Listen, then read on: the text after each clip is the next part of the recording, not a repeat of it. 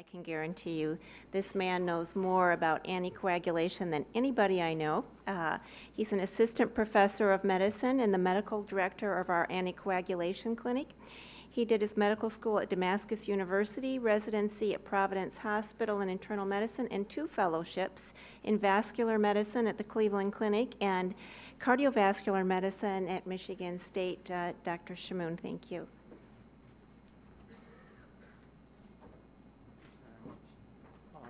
All right. Well, thank you. Thank you.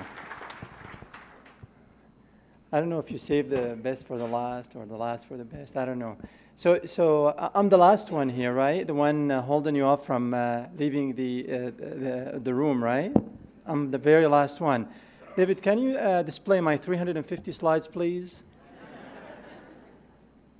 No, seriously, they're not that many. All right, well, welcome, and thank you again for inviting me. We are going to talk about anticoagulation today, and the topic I chose was case-based anticoagulation. So I have no disclosures. My objective is to discuss with you how many anticoagulant and antiplatelet agents are available. This is going to be a rapid-fire slide, but after that we'll slow down a little bit, talk about perioperative management, and we'll review a case, a fun case in detail, and we'll close the session after that. So these are true cases from my practice. Let me know which one you feel is complicated. A 54-year-old with multiple DVTs on one of the newer anticoagulant and aspirin who landed in the emergency department with an acute abdomen.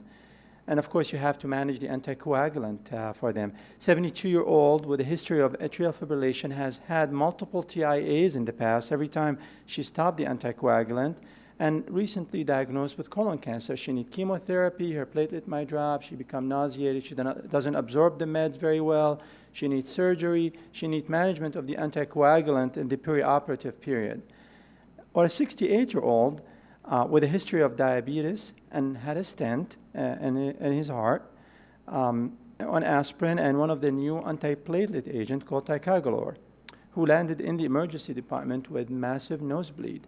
So, and this is not a, these are not a question cases, just kind of review to you some of the questions that I get called about. I put them up there.